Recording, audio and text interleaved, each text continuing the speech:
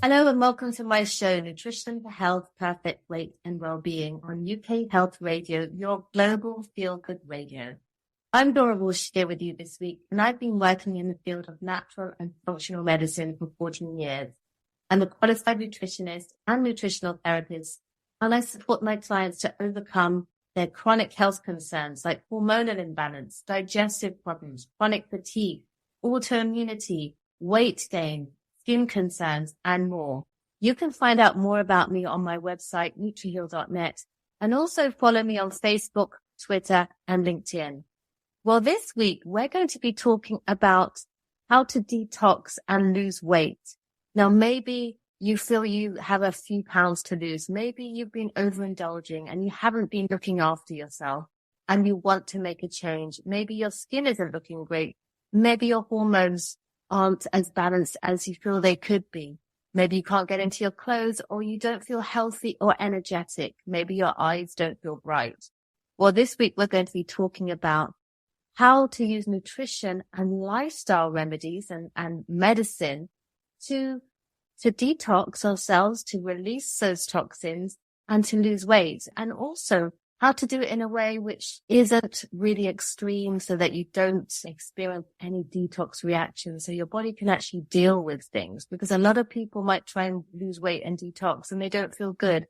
And that's really because they're not doing it in the best way for them. And also because everybody is different. Well, this week I've got Tracy Tredoux with me. She is a qualified nutritional therapist, and she's an author, and she lives and works in London. She left a busy career as a lawyer to focus on raising a family before retraining in nutritional therapy, as well as consulting with clients on a wide range of health issues. Also writes on many health and lifestyle magazines. She runs workshops, and she also maintains her website, tracytredoux.com. And I'll spell her name. It's Tracy. And the surname is Tredoux.com. And that's a free health and nutrition resource with free advice and articles and recipes. Welcome to the show, Tracy. Thanks for coming on UK Health Radio. Thank you very much, Dora, for inviting me. I think as nutritional therapists, we probably both share the fact that we love to spread our message to as many people as possible. So I'm very grateful that you've invited me today. And one of the things that I like people to understand is that there is so much that we can each do in terms of looking after our health and feeling better. So many people don't understand that. And the other thing I think that is sad today is the fact that I think people don't realize how amazing the body has been designed to feel. You're absolutely right. Well, we're going to delve into that today, and I'm so glad we've got you on the show. Before we go on to talking about weight loss and detox and demystifying it, so people really understand what's going on and what they can do to support themselves, tell us a bit more about how you got into nutritional therapy.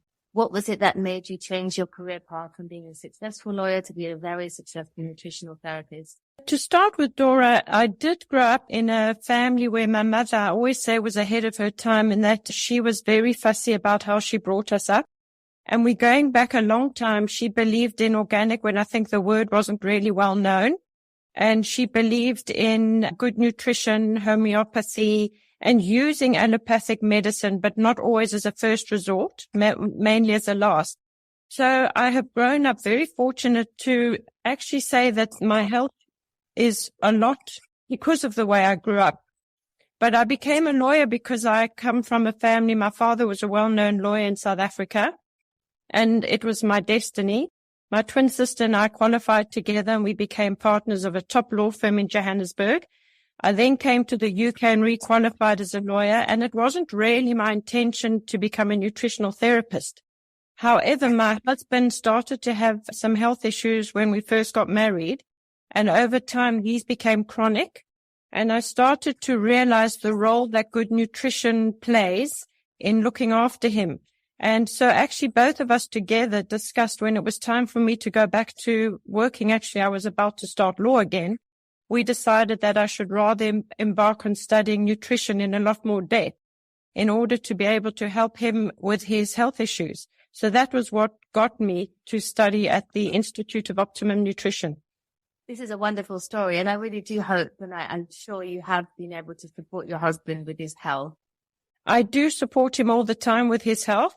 He has a lot of chronic issues, and one of the things we did come across as a result actually of me studying was Lyme disease. So there's been a lot of complications with him, but I've been very grateful that I have been able to support him. Fantastic. Now, obviously, today we're going to be talking about detoxing and losing weight. And you and I, we both know it goes much deeper than the title, because most people on the street, maybe they just want to lose a few pounds, or they can't get into their clothes, or they feel a bit sluggish and they think, oh, I want to detox and lose weight. But we're going to delve into this so that people really understand a lot more about how they can use this to help them not only achieve their goals, but to revitalize their health, not only in the short term, but in the medium and long term. But before we do that, tell us a bit more about why detox is such a buzzword today, and what it means to people. I mean, when they detox, because I think people don't really understand what it is. I think, we hear the word detox all the time, and we see lots of detox programs being promoted and advertised.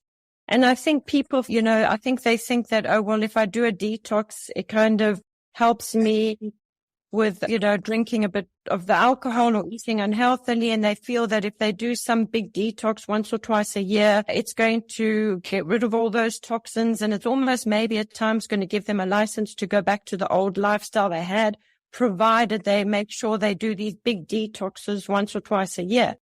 And the very first thing that I try and get my clients to understand is that, first of all, it didn't take 7 or 14 or 30 days for those toxins to build up and become harmful.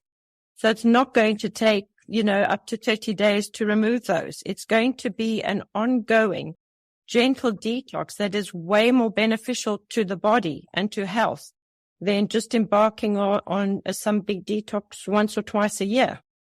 Yeah, I think you're right. I think we're seeing health as a continuum here, whereby we're always thinking about detoxifying our body, maybe not in a really extreme way, but just through little dietary and lifestyle things that we can do throughout the week and on a day-to-day basis. Well, Dora, that's what I think is so important. I mean, people pay huge amounts of money to go to these detox resorts. And I think they don't realize that actually they have a huge role to play in their own detox. And if they realized what they can be doing on a daily basis. And I always say the first point of reference really is to avoid toxins as much as possible. So understand your source of toxins. Look around you. Where are these toxins coming from? And I always say that starting a detox program is avoiding as many toxins as possible in the first place. You're absolutely right. So what is a toxin? A toxin can be anything that's harmful to health. So even we know that there are certain things that can have benefits, like we've read that 1 glass of red wine can have certain health benefits, but in excess, that becomes a toxin. So anything that is inside your body that is causing harm to you becomes a toxin. So that could be alcohol. What else could it be?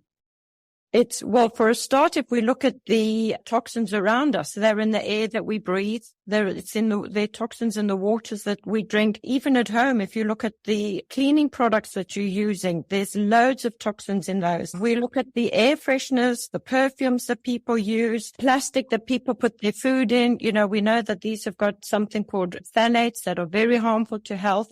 The coffee cups, I always say to people when they're going to Starbucks or to get their takeaway coffee, stop using the coffee cups that they provide you with, because these are full of toxins. Yeah. And in the foods that we eat, if you look at the pesticides, herbicides, if you look at glyphosate, which is sprayed on the grains, all of these are toxins. It sounds like we all need to do a big inventory of our life and realize actually that it's everywhere, and then look to see where we can reduce that detox potential by maybe swapping things out for healthier versions and avoiding other things. Well, that's what I always say. I mean, I say to people, start with the home. We know that today, even the furniture that you buy is the flame retardants are harmful. So just make sure that you're buying upholstery that has got that if you ask for the untreated fabrics, if you put non-toxic paints on your wall, if you're about to redo the home, when we redid our home, I specifically asked for non-toxic paint. I asked for non-toxic sealants on the floor, and I was amazed because the builder said it wasn't going to be able to seal my stone tiles properly, and it did an amazing job. And then ventilate. We've got a lot more toxins in the air within our own homes, so keep your windows open. You know, I say to people on my website, I've got lots of articles on how to avoid toxins. If you look there, I've got an article on where the toxins are in all our beauty products. And our skin absorbs so much. And I always say, don't put on your skin something that isn't safe enough to eat, because if you're putting these toxins on your skin, your body's absorbing them. And the makeup and the perfumes, it's just everywhere, you know, and there is so much you can do. If you go to the organic pharmacy, they're all over the UK. I mean, they sell amazing toxin-free products. Candles have got formaldehyde in. And I say to people, stop buying, go for the essential oil candles, the ones that have got no toxins in.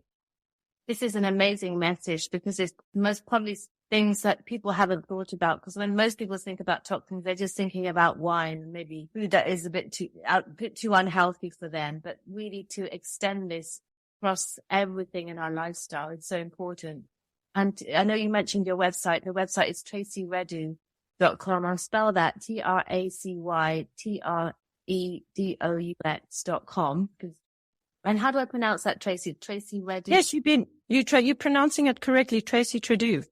Wonderful. But Dora, also, I just wanted to say on my website, for example, I've got simple recipes on how to make your own cleaning products. Safe and very effective. It's actually amazing how much more effective a lot of them can be when you're using vinegar and sodium bicarbonate. And these things are really quite strong and they're safe. And then I've got an article on plants. There's so many plants that actually detox the air. And then they make the outside come inside, and they make your mood feel better when you've got all these beautiful plants around the home. Great, wonderful message. Now, what symptoms or health conditions suggest a person may be suffering from a high body burden of toxins? Because we talked about the toxins, but how do we know if we're being affected? Dora, for me, any symptom that you have can be the result of toxins. You know, we also individual that a toxin can have certain effects on one person. One person can be struggling with gut issues. Another one can be having joint issues, brain fog, lack of energy. So different. And I always say to people, they must listen to their bodies, because our body's only way to communicate with us that something is not right is by symptoms. And there was a quote I saw once that said, listen to your body when it whispers, then you won't have to hear it when it screams. And that's what I always say to people. Understand your body's communicating with you, and it's telling you that something's not right. It's so good that you're talking about how people should connect to their body, because often people go through life feeling sluggish, feeling like they have brain fog. Maybe their skin isn't looking good or constipated. There are so many symptoms, and they're not connecting that to toxicity. They just start to live with things and think it's normal. They think it's part of aging. Well, Dora, as you know, I always say to people, many roads lead to Rome. So you can have symptoms a person can come and consult with me with symptoms. And obviously toxins can be causing their symptoms. It can be caused by so many other things, but I always look at, where do we start with somebody? And I say to them, let's break down health into something that's just much easier to understand. And let's look at what causes things to go wrong in our bodies. And it's just really one of two things. We either have to take something out that's harming us, or we have to put something in that we're nutritionally deficient in. And it's a simplified way of saying something needs to come out and something needs to go in. So where do we start with what needs to come out? And I'm always looking at, are there infections causing a problem? Is there an overgrowth of gut bacteria? And of course, we have to look at what the toxin exposure is. So when a person comes to me, I get them to fill out a questionnaire, which will be what toxins they're exposed to in their daily lives, how many. And then you start to be able to build a bit of a picture. Yeah, you're so right. You need to take a big inventory of somebody's health to understand what's going on and where those toxins are coming in, and how you can support the body systems to help bring them out. Now, how often should we be detoxing? So I listened to a webinar years ago, and I think we all catch on to things that resonate with us. And the person that I listened to said exactly what I've been saying today, not the big detoxes twice a year, but detoxing every single day of our lives. And you think to yourself, well, how do I do that? And the first place to start is with your food. So what foods are you eating that can help the detox processes in your body? We can rest assured, Dora, that everybody has got toxins, because we sadly live in a world where I think it's unrealistic to say that that there isn't a single person that hasn't got some form of toxic buildup. So no matter what one's dealing with, even if a person does come to me wanting to lose weight, I always do start with, let's do a gentle detox to start cleaning out the body and getting rid of things that can be hindering your body's ability to heal or lose weight. So I always suggest the food, and we'll discuss that shortly. But there's so many other things that can help move those toxins. You can be doing exercise, sweat. We know that all the water-soluble toxins in the body come out via sweat, urine, breath. We breathe out carbon dioxide, and I think people don't realize that fat actually breaks down into carbon dioxide, and then we exhale it. Then I tell people, I give lots of different strategies, and I let people decide which ones to start with and to try and build up on them. You've got tongue scraping, because when you do that, you're getting rid of bacteria in your mouth that can start to have an impact on not only your oral health, but we know that it can go into the body and create issues. And then there's oil pulling, which is twice a day in the morning and night, swirling your mouth out with something like a tablespoon of coconut oil. And that also helps to get rid of bacteria in the mouth. You've got hydrating, drinking water, making sure. So many people come to me and they're just not drinking enough water in it. And there's anything that you can do to get your lymphatic system moving. Rebounding, and if you don't have a rebound at home, I just say to people, skip or just jump on the spot. Going for a massage to help move the lymph. Contrast showering is another thing. When you have a shower, 3 minutes of hot warm water, very warm, followed by 1 minute of freezing cold, and then to finish your shower with that minute of freezing cold. That helps to move the lymph.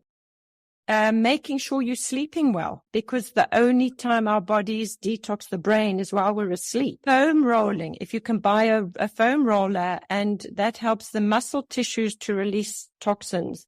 Meditation, as you mentioned, we have to also address our emotional toxins coming from relationships, our feelings of anger, frustration. All these things need to be addressed, and just deep breathing, meditation. These can all really help the whole body to start to detox and just be in a much better place. These are all things that anybody that's listening today could start to do, even if it's one thing that they start with, like the oil pulling or trying to go for a massage now and then, or, using their shower to help them to detox by doing this contrast showering. It doesn't have to be really extreme, but everybody can do one thing, can't they? Yes, and I forgot to mention another favorite of mine is the skin brushing. All of these help to release the toxins.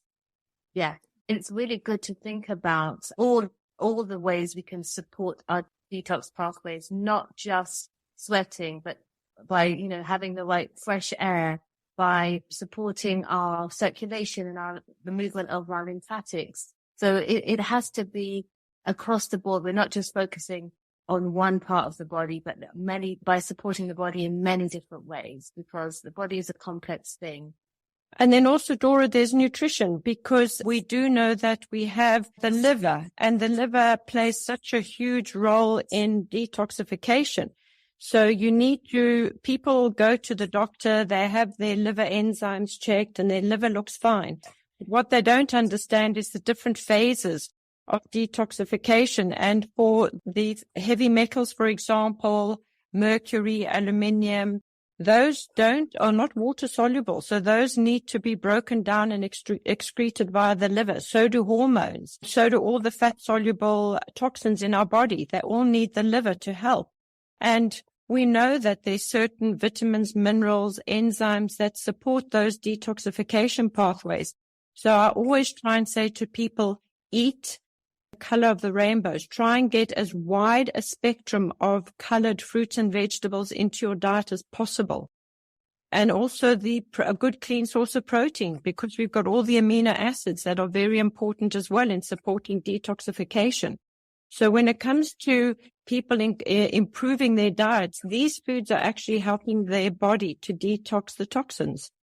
Yeah, I love the fact that you talked about protein, because people are probably quite unaware that we do really need protein to detox. And a lot of people are low protein these days. And I can understand that. And many people, maybe they don't want to eat animal products, but if they're not eating animal products, they must make sure they're getting protein in some way, and enough of it, because we really need it for our body to work in the right way and to support our detoxification.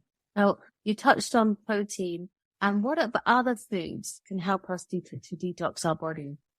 The most important foods, really, Dora, are the fruits and vegetables with all the different antioxidants. In phase 1 of the liver detoxification, certain of the toxins are broken down into a form to make them easily transported out the body. But that form becomes a free radical. It becomes more toxic.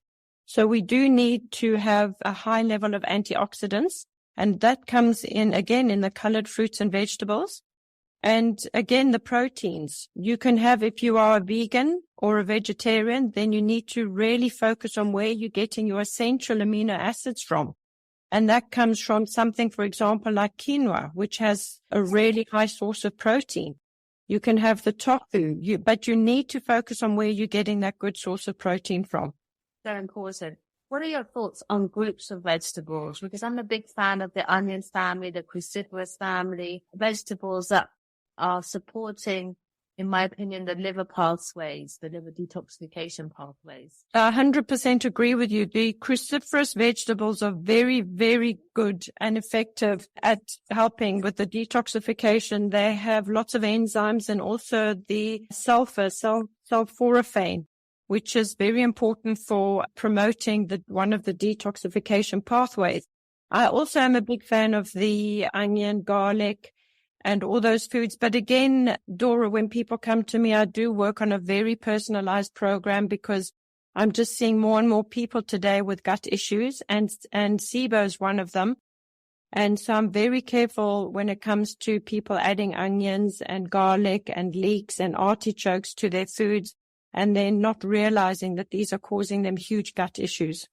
Yeah, it is really important to realize that one size doesn't always fit all. It is good to have an understanding of all the things you can do for your detoxification, but it is good to personalize for sure. So tell me, what in your opinion, Tracy, for our listeners today, would an ideal detox meal look like? So just to give a very simple example, start with something like a miso soup. That's certainly got protein in for the vegetarians. And then to have a plate of food, again, as you said, leafy green vegetables, the cruciferous vegetables, a good source of protein, whether it comes from fish or meat, or again, if you're a vegetarian, adding in that quinoa, and then finishing the meal with a plate of berries. Different berries. So your raspberries, blueberries, blackberries. Each of the berries has different support with the detoxification pathways. Yeah, I hear you. Definitely. Now, a lot of people are keen on doing these fad detoxes and probably not thinking about their everyday meals as a way to help them detox, or lifestyle, or fresh air, sweating, all these wonderful things you mentioned. But a lot of people are interested in liver detox, and they'll think, I'm just going to detox my liver. And I would like to talk a bit about liver today. I mean, you talked a bit about the vegetables that can support liver detoxification pathway and nutrition, but can you briefly explain the role of the liver in detox? If you look at the pathways, when you got, for example, a fat-soluble toxin, it can't leave the body. So it gets to the liver, and the function of the liver is to break that toxin down into a form that it can exit the body. That, I think, for a lot of people does become quite complicated. But I think as long as they do understand that the liver plays such a crucial role, and a lot of the times, if you look at it, they go to the doctor and their liver enzymes are starting to become elevated. They also need to focus on improving their liver. And people don't realize even with non-alcoholic fatty liver, which is becoming quite a problem today, that is something that can be reduced. It can be even completely reversed if people take out the sugars, refined carbs, the fructose, the trans fats, the artificially sweetened foods and beverages, the junk foods, and if they replace them with whole foods, fruit and vegetable, good clean sources of protein, nuts and seeds, and oily fish. I've had clients where they've had non-alcoholic fatty liver disease and it has reversed just by improving their diet. And then that makes sure that your liver is in a much better condition to help with the detoxification. There are websites and there are pills that you can do where people do the liver flush. But personally, I've never myself done it, and it's not something that I do with clients. Yeah, it's quite extreme, to be honest, and you'd have to have somebody to support you to do that. And I think a lot of practitioners today in our field, we're not keen on that. We like to look individually at the people and work out what's going to work for them. They're kind of more. I just think, there are very few people that come to me that are really able to do these more severe detox protocols. You have to have a lot of discipline, and a lot of the time they're doing them at home on their own, not really too supported. I mean, I do see certain websites where you can buy products off the website, but then who's checking to see what's happening to them? What's happening with the toxins? We know that when toxins break down while they're being released from the body, they can actually make symptoms worse. So I think that you really need to be with somebody and who's supporting you right through that. Again, in my practice, I prefer people to do things that they can do on a daily basis, that they can incorporate into their daily lives. And one of the things I find with all of my clients, it's like the snowball effect. The better they feel, the more they want to do. And I start slowly with clients on everything, whether it's weight loss, unless a person comes to me and says they're extremely disciplined and they're able to change their diet and lifestyle in a few days. That's very unusual. So what I do with people is I say, remember the phrase progress, not perfection. And any progress you make is beneficial. So let's move slowly. And I always find it amazing when I say to people, well, let's just start, for example, on hydration. A person who doesn't drink enough water. And I say, when you drink more water or herb teas, let's look at what we can start cutting down on. So let's reduce your alcohol and your coffees and those kind of drinks. And it only a week or two and they start feeling better, and it's amazing. And then they're very keen. The minute a client starts to feel better, they say, what next? What can I now do? Wonderful. Now, we're going to be talking a lot more about how to detox and lose weight after a few messages from our commercial partners. UK Health Radio, the station that makes you feel good.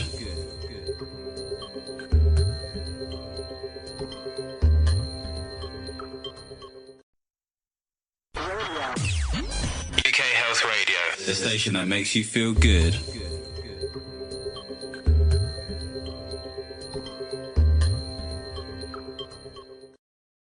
You're listening to Dora Walsh on UK Health Radio on my show, Nutrition for Health, Perfect Weight and Wellbeing. I'm here with Tracy Tredoux from tracytredoux.com. She's a nutritional therapist, author and writer.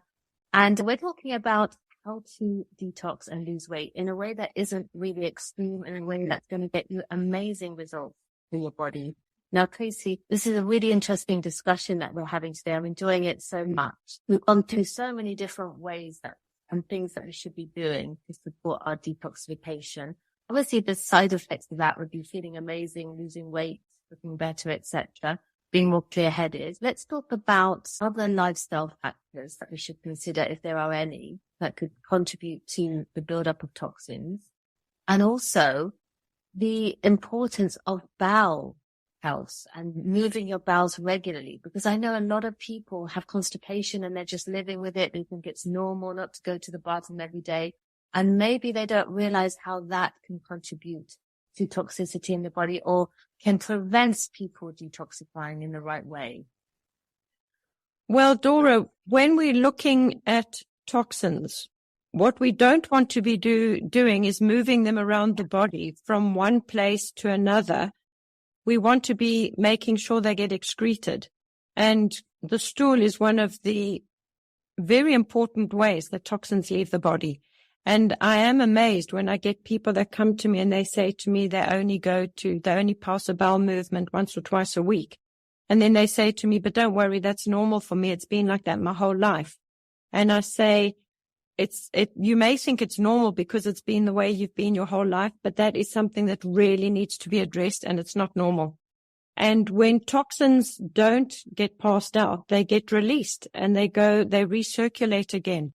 So the toxic buildup becomes more and more when you're not going to the loo. You've got the toxins that are constantly coming in from all over the place. And then you've got toxins that are recirculating. And, we know, for example, hormones, estrogen, if that gets recirculated, that can land up with our estrogen dominance problems and can lead to, even more complicated health issues like estrogen-related cancers.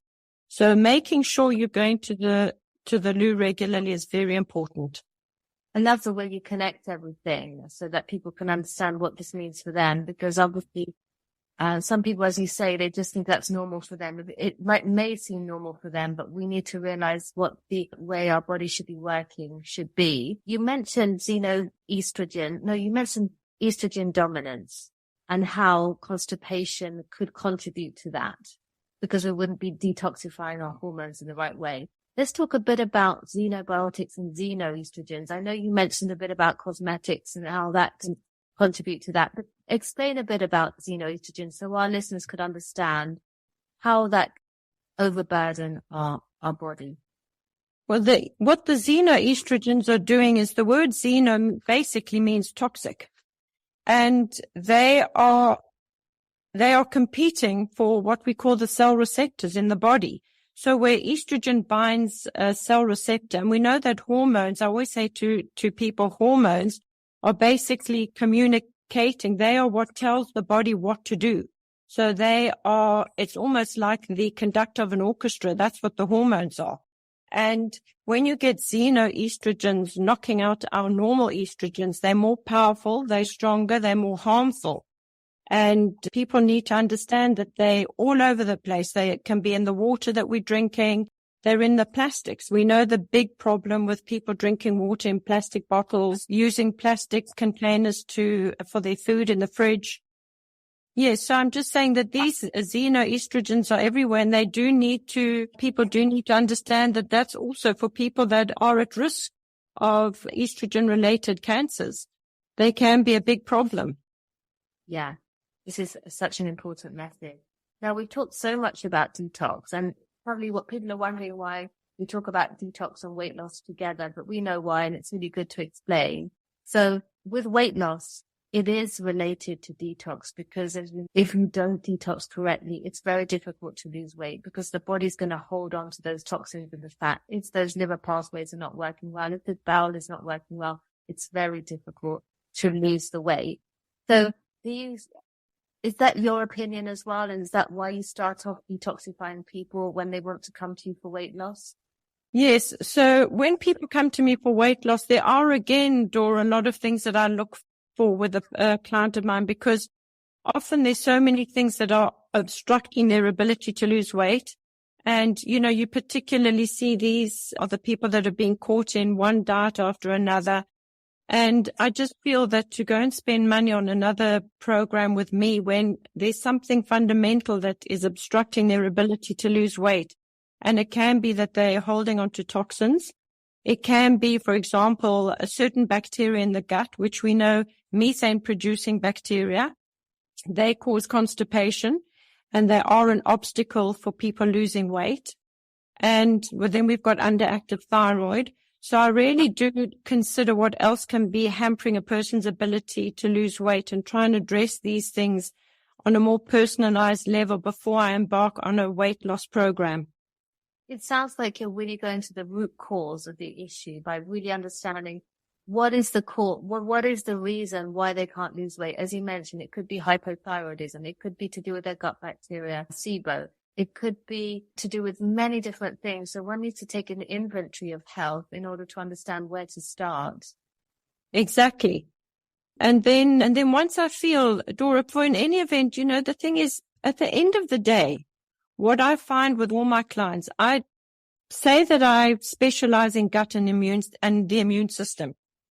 But it really doesn't matter what health issue you're dealing with, whether it's autoimmunity, whether it's irritable bowel syndrome, whatever you're dealing with. Once you start addressing a person's diet, it all goes down to the same thing. You know, when I study the functional medicine and I listen to the most complicated cases, and then they start with diet and they start to fix up certain diet and lifestyle factors. And these already start to have a huge impact on people's lives. Diet is truly transformational. I wish so many more people knew about it. And that's why I'm doing this show on UK Health Radio, because people need to know how nutrition can literally change your body on a cellular level. Your body and sorry, Dora, I mean, I find people come to me, for example, for weight loss, and we start doing just a gentle detox program. I start first with a gentle detox program, and then they start to lose the weight. So, you know, you find that just addressing certain things and the weight starts to come off. Yeah, it's a great way of looking at things. Now, obviously, you've talked about a few causes for weight gain, but what other things do you think are contributing to the ever-increasing rise in obesity? Well, sadly, I think, we just have a look today at the sedentary lifestyle that a lot of people are living. We're not moving as much as we used to. Even when people exercise, they go to the gym, they do run on the treadmill for an hour, and then they go to the office at 9:00 and they sit from 9 until when they go home. And then they get home and they eat dinner and they sit in front of the TV. So I always say to people, one of the things they need to start doing is incorporate more movement into their lives rather than focusing on exercise. If you love going to the gym, great, but how else can you incorporate more movement and exercise into your life so that you are moving a lot more than just that 1 hour a day? Mm-hmm. And then, even just people not drinking. If you're not hydrating and if you don't have enough fluids in your body, you're going to start holding on to weight. If you're stressed, stress is a big factor in people not being able to lose weight. Not sleeping properly is a big factor in people not being able to lose weight. So I really do look at all of these things as well before we start a weight loss program.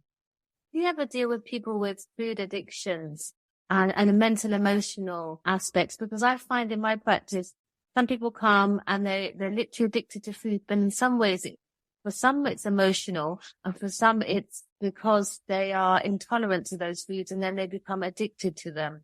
It's almost like the body is using the food as a drug. Even though the body's intolerant, it just keeps on craving, and that is leading the person to gain weight and towards obesity. So again, Dora, what I do when people come to me is I say to them, before we again embark on a program where I'm telling you what to eat, let's address why you're eating, when you are eating, and how you're eating. And the why is so important because people are eating from habit. They're eating out of boredom. And comfort food is a big thing. So I try and go through what I call intuitive eating and say to people, let's try and get back to you and your body being in sync so that you are eating when you need to eat, when your body needs food, but not eating for other reasons. And it's so important for people to address these things before we start a weight loss program. If people are still comfort eating, and I give them a weight loss program and we haven't addressed the comfort eating, they're still going to be going at certain times of the day for the comfort food and eating to comfort their emotions. So I say when we were babies, we were eating, we were crying when we wanted to eat. We were sucking, the milk when we were hungry, and we would stop sucking when we'd had enough. So we need to go back into understanding and listening to our body when it's telling us that it's hungry. That's the time to eat. And so how they're eating, when people are eating stressed and they're eating on the run all the time, and what kind of foods are they choosing when they're stressed? When you're stressed, you do tend to go for the foods that, are going to put glucose into the body as quick as possible, because that's what, as hunter-gatherer, when we were stressed, we needed glucose. Stress in the hunter-gatherer days meant that the stress hormones meant that we had something very imminent to attend to quickly. We had to run away from an animal, or we had to catch something as food. So our adrenaline and cortisol levels would rise. But when those are high, they're craving foods that are going to put energy into your body as quick as possible. And that's always the refined carbohydrates, sugars, donuts, pastas, those type of foods. So you need to try and relax and not be eating when you're stressed. Yeah, it's so important because people are eating mindlessly when they're stressed out. They might be at their work and they're just quickly swallowing a sandwich that maybe it's a white bread sandwich with cheese or ham or something. And they're not being really conscious with their eating. They're not maybe chewing in the best way possible. And therefore that affects digestion. And also when we're stressed, as you mentioned, we gain weight. Yes. Well, it's the same as you gain weight because your body is holding onto the. So, Dora, sorry, what I like people to understand when it comes to weight gain, what we're burning, we all get focused on calories. And one of the things I don't do when people come and see me is get too focused on calories because we burn glucose. And we need to understand where that glucose is coming from, which foods are converting quickly into glucose in our body. And the body uses the glucose, but when we've got too much glucose in our bloodstream, the insulin comes along and it goes around the body. And I say that the insulin is the way of getting glucose into all the different tissues and organs in the body that need the glucose. But when you've had a meal at lunch, which is high in glucose, and you're literally sitting in your office all day long and you're not going to be burning much of that glucose, the insulin goes around the body, knocking on the door saying, do your muscles need a bit of this glucose? And it goes, no, thanks, I'm full. So eventually the glucose goes to the liver. But when the liver's full, that glucose has to go somewhere and it gets stored in the fat cells. Yeah, which is the fatty liver. Wonderful. Okay, now we're going to be talking a lot more about how to detox and lose weight. And we'll talk a lot more about the detox you're putting on next year after a few messages from our commercial partners. UK Health Radio, the station that makes you feel good.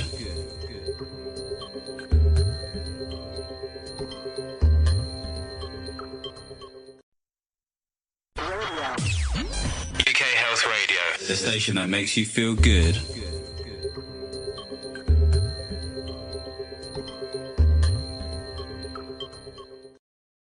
You're listening to Dora Walsh on UK Health Radio on my show, Nutrition for Health, Perfect Weight and Wellbeing. I'm talking with Tracy Tredoux. Her website is tracytredoux.com, and you can spell that TracyTredoux and then .com. You can also follow her on Facebook at Tracy Tredoux Nutrition and also Instagram on the same address. Tracy, it's been so lovely to talk to you. Before you go, I know you mentioned that you run your own detox programs. So can you tell us a bit more about those and how they work? Well, I do. I work in two ways. So I do the one-on-one with clients who want to have more specialized attention from me. I also do an online program, which I'm offering this year starting on the 12th of January. And I love doing this because I work together with groups of people, and we have a Facebook group that goes live the day it starts, and it's a way where we all interact. I do go onto the website, the Facebook group, quite a few times in a day to check if people have got questions. So they have an ongoing support from me it's an 18-day program. So we start the minute they sign, they get all the material. So I also say to people, they're free to email me even beforehand to start asking if they need a little bit of assistance on how to start getting ready for the program. And then we have 4 days where we start together as a group starting to prepare for the program. And then the first 7 days is eliminating the foods that generally cause the most amount of harm with people. So we're looking at removing sugars, gluten, and dairy. And then we become a little bit more specific. When I'm on the group, people can always message me and say how they're feeling, what symptoms they're getting. And there are times when I can see that people need to perhaps remove other foods as well. And then the second half of the program is to start reintroducing the foods and see how people feel. And then again, we've got all the different tools that I mentioned earlier, from tongue scraping to doing the dry brushing, the lymphatic drainage, whether you're doing it with a massage, however you're doing it. But I do suggest that we incorporate a few of these as well during the time we spend together. And I leave it up to people. I give the list like I did today, and then I just leave it up to people to decide what they find fits into their lives the best. Yeah. And then, of course, I give recipes. And I often also, I'm there, Dora. I'm always very hands-on. So I do like people to understand that if there's recipes in my program that don't work with them or they don't really enjoy, I'm always giving tips on my Facebook group with other recipes that they can be trying instead. This sounds like an amazing group, and it's so good to also have the power of the group and that accountability, because when someone's watching you, often you make much better progress, don't you? Yes, and I also like people to understand that I interact a lot in the time that I'm with my group, because I don't want people to leave the group and think, okay, that was my detox program and yay, I'm fine for the rest of the year. I want them to have a lot of tips from me that they take away, and I really try and inspire and motivate them to understand the importance of this becoming a way of life, not just something they embark on for a fixed period of time. This is how people need to see detoxification. And obviously the impacts of detox is weight loss, feeling amazing, having better immunity, looking good, feeling good, better mental health. And people need to think it's not just something you do for 2 weeks. It's good to start a 2-week program, but after the 2 weeks, there are many things you can do, as we talked to today, to keep that going. As you mentioned, tongue scraping, body brushing, bathing, sweating, breathing, etc. Yes, the Epsom salt baths are also great, but also a lot of the time people find, obviously, their mood improves. People who've had anxiety suddenly find that they're feeling less anxious. The brain fog starts to clear up. And energy. It's amazing how quickly people start to say, wow, I'm feeling less tired during the day. I'm finding I've got more energy. That's something people notice quite quickly. It's wonderful. It's been great to speak to you, Tracy. For anyone that wants more information on Tracy and what she's doing, you can go to her website, tracytredoux.com, TracyTredoux.com. And for everyone that's been listening to me today on UK Health Radio, I hope you've enjoyed listening as much as I've enjoyed talking to you all and interviewing Tracy. And watch out for our next show next week. Until then, goodbye.